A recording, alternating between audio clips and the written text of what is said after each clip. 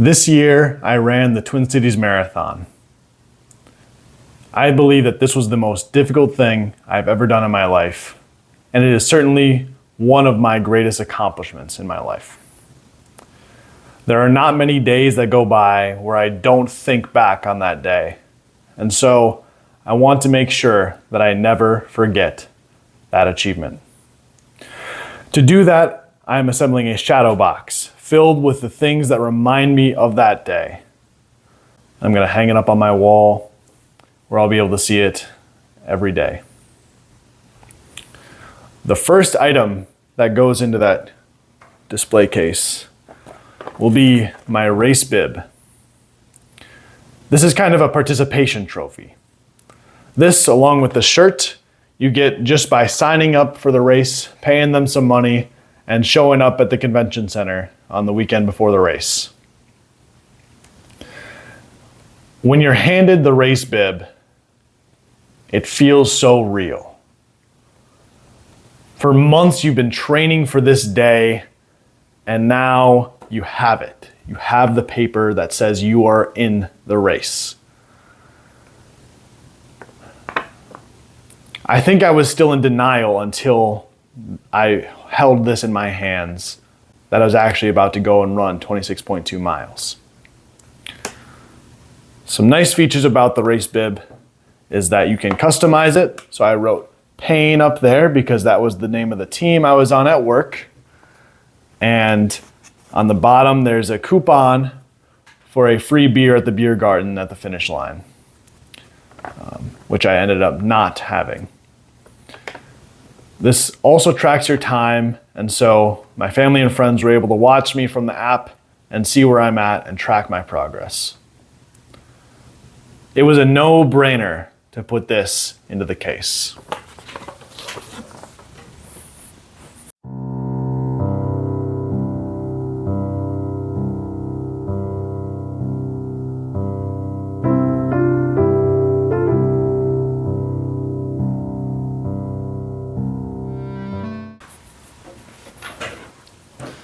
The next item for the display case is this Clif Bar wrapper, specifically the peanut butter flavor.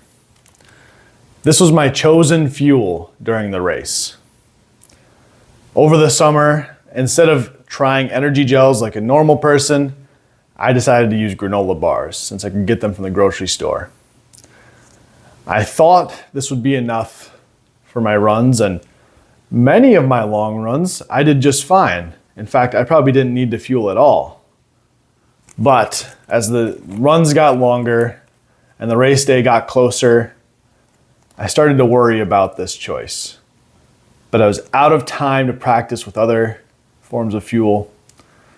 And so I went into the race with 3 of these and 2 energy waffles, thinking that would be plenty for those 26.2 miles.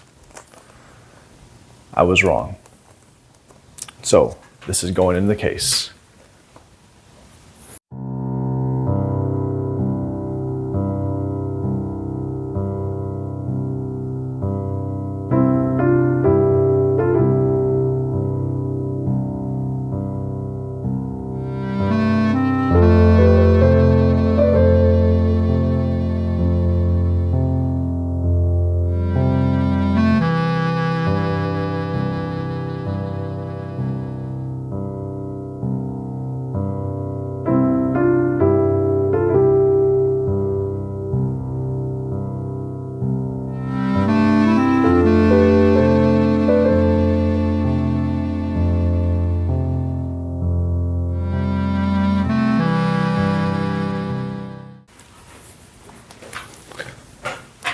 The next item for the display case is this picture I took of the sunrise in Minneapolis that morning.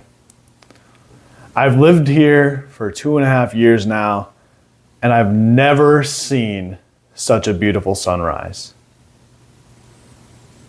I woke up at about 5:30 that morning, and I began my normal routine. Had my bowl of overnight oats, really just mush. Drank some sweet tea to get the caffeine in, And I started doing a little bit of stretching, a little bit of foam rolling, listened to the right music, and I got excited.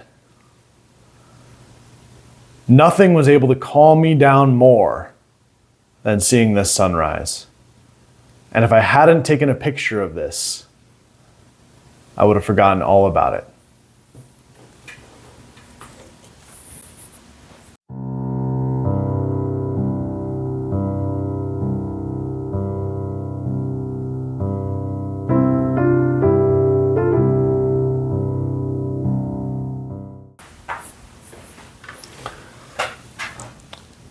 I got to the start line nice and early with plenty of time to make sure I'm in the right place when the race starts.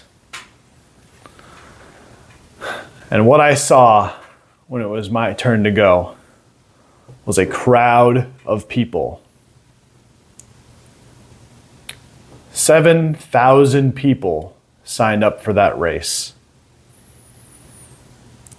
I have never seen such a huge crowd of people downtown. I was in race corral 3 because I thought I was going to get a slower time. Around 5.5 hours was my goal. And so I make my way to the back, find a place in the cluster, and I await my turn. Corral 1 goes. Corral 2 goes. 5 more minutes before we get to start. It felt like when you're taking a test and the teacher lays them all face down on your desks, but you're not allowed to start it yet until the official start time of the class. I was so nervous, wondering if I prepared enough to do well in this race. And then it was time to go. And as I start running, I see all these people on the sidelines cheering everybody on. The support was amazing. I wasn't even half a mile in, and I was starting to get choked up. All these people are here, and they want us all to succeed more than anything else. Even if they don't know who I am, they want me to cross that finish line. Knowing that there were people there who believed in me helped me get through that race.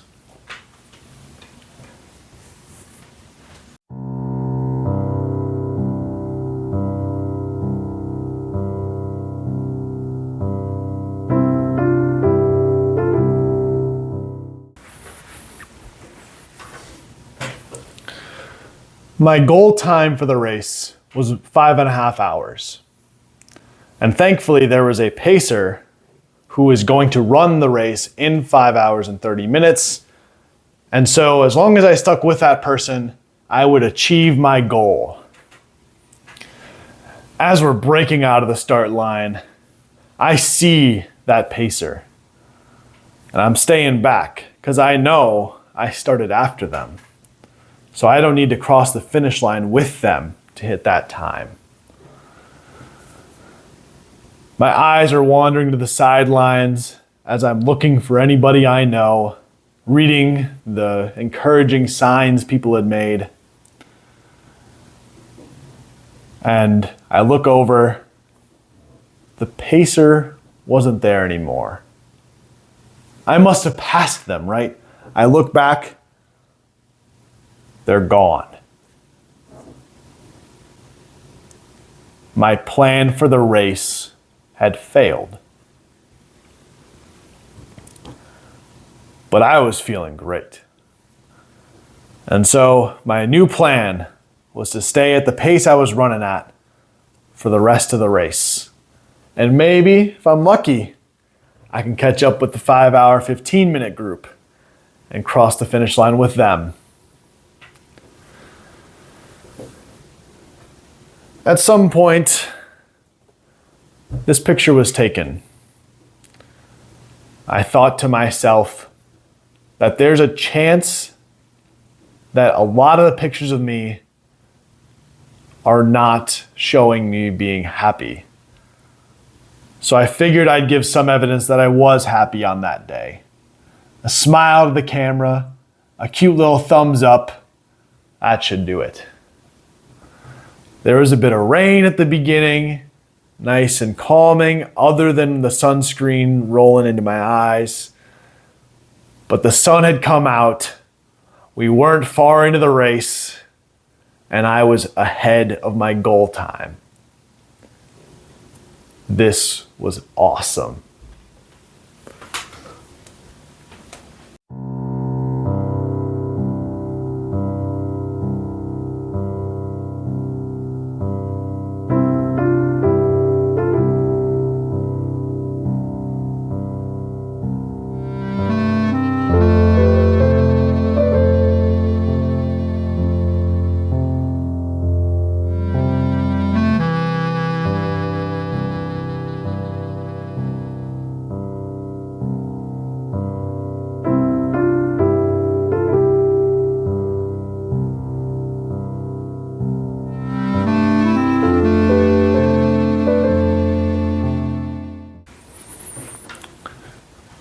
You guys, marathons are hard. I didn't quite understand how difficult they were until I was running the race. At some point around mile 10, I stopped to use the bathroom. I had passed the 5 hour, 15-minute group, and I knew that I was still capable of finishing with that time. As I'm standing in line, I look out at the racers, and there they go. 5 hour, 15 minutes passing me by.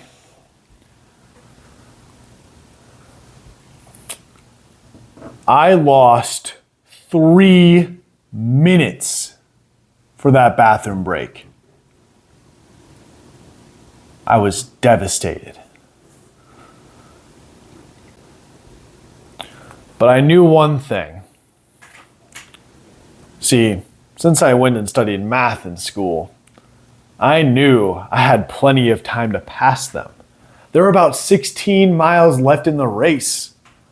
I don't need to go that much faster than their pace to eventually pass them at mile 20 or whatever, right? But sometimes your ego gets in the way of critical thinking. And I caught up with them really fast. Like I was running 10-minute miles when my goal pace was like 12.5-minute miles, and their pace was 12. I made it to that half marathon point, 13.1 miles past. And I look at my phone and I see that my pace, my predicted finish time, was a little over 5 hours. And I look at my watch and I see my heart rate is at 180 BPM. With 2.5 hours left in the race, that was unsustainable. So I make a deal with myself. I walk to mile 14. And then when I get to mile 14, I run to mile 15. And then I walk mile 15 and I run again at mile 16. I'm going to finish this race with intervals and absolutely crush my predicted finish time of 5.5 hours. But it was hot out there. And my heart rate was not going down. I was out there dying. Max effort just to walk.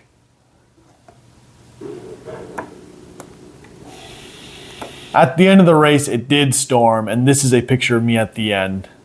when I just want it to be over. But let me tell you, I wanted this to be over at around mile 14. And there were still 12 miles to endure after that.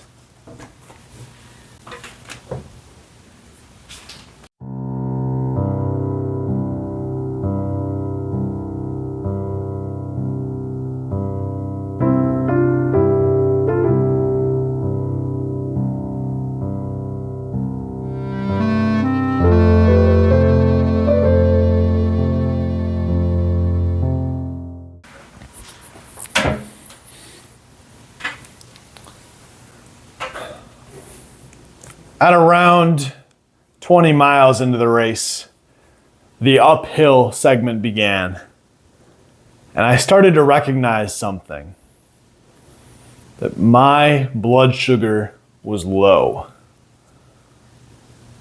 I ran out of food. Everything I brought with me was in my tummy. And so now more than ever, I needed to rely on the free handouts from the spectators on the sidelines. I passed by a group. They've got juice boxes. Perfect. I grab it. I keep going. And I look at the box to see what flavor it is. And I notice it's a low calorie, zero sugar juice box. I was basically drinking water. And I had been warned not to drink water because I could overhydrate and that would lead to problems. You see, for some reason, all the spectators seemed to think that these people who were doing a very physically intensive thing couldn't stand to have the sugar, couldn't stand to have real candy. And so I'm grabbing orange slices, which are pretty good, but still not enough. I passed by another group. They've got sparkling water, cans of sparkling water for marathon runs. Well, zero sugar. They've got flavored water with electrolytes at each aid station, right? Why would I take this zero sugar sparkling water? It's gonna put bubbles in my tummy, make it so I drink less water and get in a worse state. So I didn't grab that. I grabbed the Reese's Peanut Butter Cup knockoff that they got. And it was another low calorie, zero sugar, blah, blah, blah, blah. It was not good. And worst of all, my mouth was coated with peanut butter and dark chocolate. My mouth was already really dry, and this made it so much worse. Now, more than ever, I needed something to save me.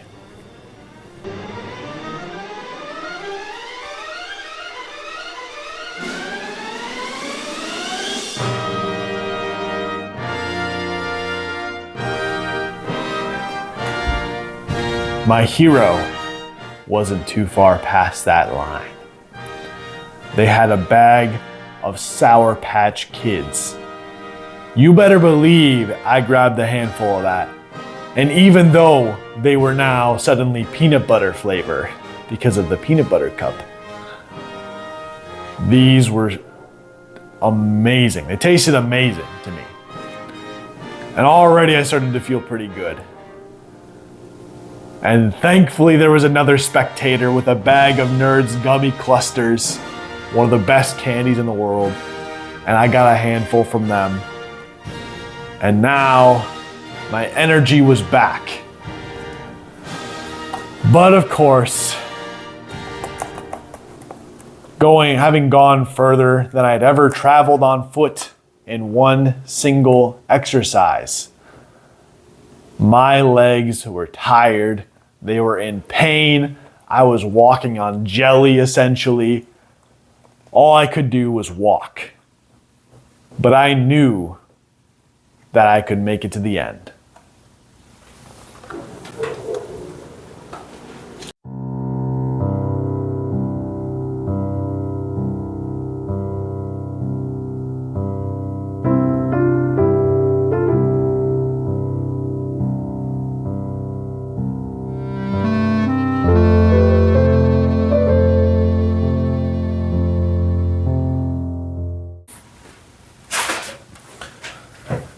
Since I was failing my goal of 5.5 hours and walking the rest of the way, I decided to entertain myself through finding anything funny along the way. The first thing I thought of is I'm walking up, there's a giant skeleton statue. Take a look at this. The race bib says Skelly on it. I was like, it would be kind of funny to take a picture of this and say, there's a skeleton. And then I said, no, it's not that funny. It's just because I'm tired or whatever. And I'm walking.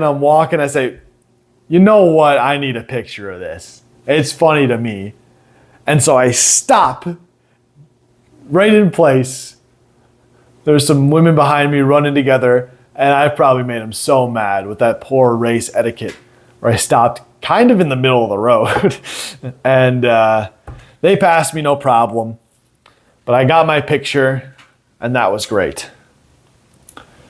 Shortly after I saw the skeleton, I saw a sign, and it said, less than 1% of people ever run a marathon. You're doing great. Of course, being a wrestling fan, I remember EC3, when he was in WWE, had a theme song that repeatedly said, I am in the top 1%. And so now I can sing that song knowing it to be true. As I got to mile 24, I was ready to quit. I thought, I'm not even gonna finish this in the cutoff time. I'm making a deal, I'll make it one more mile and see, and then I'll make it one more mile and see. And if I fail, it's okay. And I think something that saved me around mile 24 was when somebody was standing out there holding out cans of Miller Lite. I don't really drink, but man, when I saw that beer, I thought about grabbing it. And she said to me, why the hell not, right? I grabbed that out of her hand. And it was the coldest thing I held that day. Ice cold. I crack it open. Beer's just liquid bread, right? I got my carbs. And right after my first drink, I had to be cut off, guys. I was walking and my ankle slid up against the back of my shoe and I cut open my ankle a little bit. So I needed to go to the medical tent, get a Band-Aid over that ankle, and I finished the race. I finished the beer, which does not fit in this display case, and so a piece of the box is going in that case.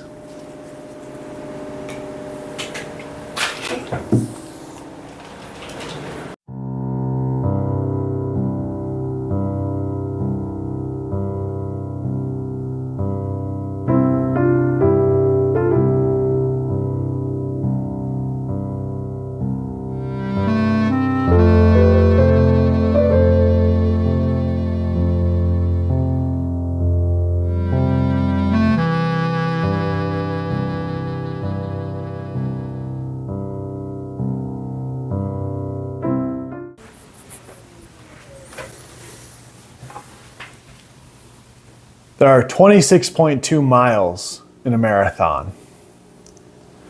And when I hit mile 25, I knew I was finishing this thing. No matter what, I was going to be able to say I did it. And as I'm walking up to the end, around mile 26 is the Cathedral of St. Paul. And I knew I was getting close. It's a massive downhill to the Capitol building. And someone said to me, run down to the fire trucks. That's the finish line. I had started kind of jogging at that point, but when I heard I could basically see the finish line, even though I couldn't see the fire trucks, I started running really fast. I was sprinting. I was on like a 7-minute mile pace at the very end.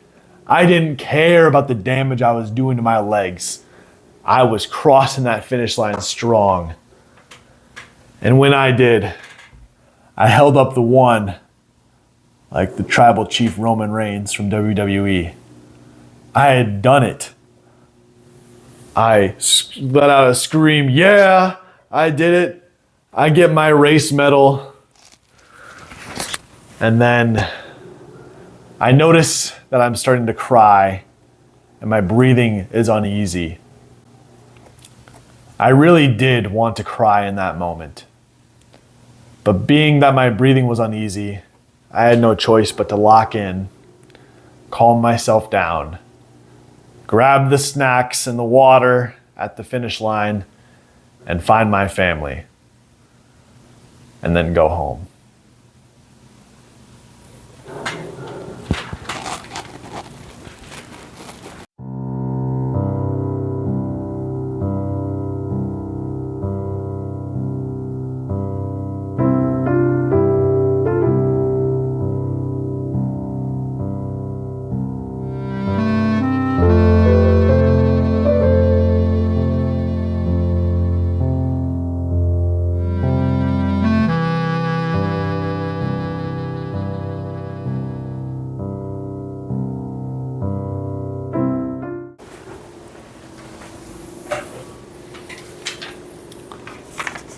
Six hours, 4 minutes, and 5 seconds. That was my official finish time for the marathon. Not only did I miss my goal of 5.5 hours, but I didn't even break 6 hours officially. But at the end of the day, I did it. I ran and walked a total of 26.2 miles that day. It was such a long journey to get there. And I'm glad to say I did it. When I got home, I needed to spend a lot of time on the foam roller to get any movement back into my body. My legs were stiff and in the most pain they have ever been in. The next morning, it took me 90 minutes to get out of bed and stretch enough to be brave enough to walk a few blocks to the office for work.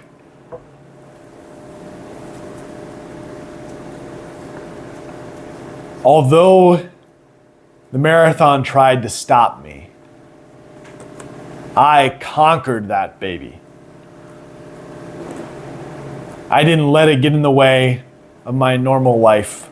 And by Friday, I went out and ran an easy 5K, knowing that I did it.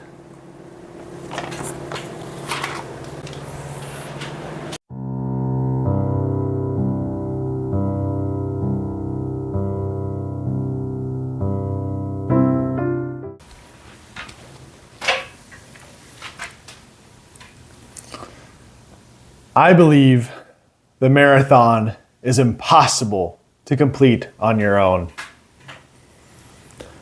Sure, it's just you running from the start to the end. But I think if it really was just you, it would be impossible.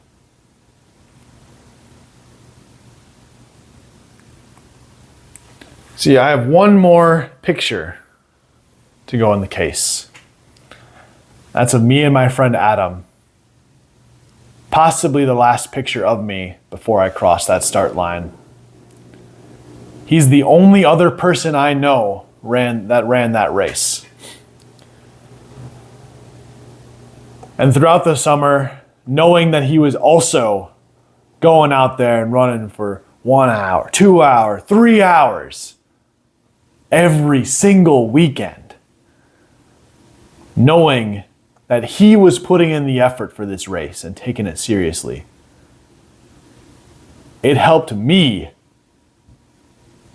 throw away all those excuses and go out and practice.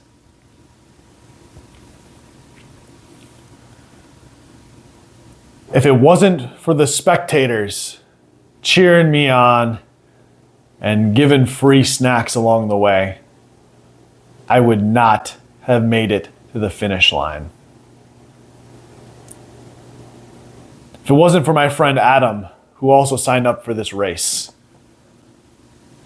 there's no way I could have made it to the start line. And if it wasn't for all the friends and family and great mentors I've had in my life, I would not be able to be where I am today. This last picture is a reminder that you can't do everything alone.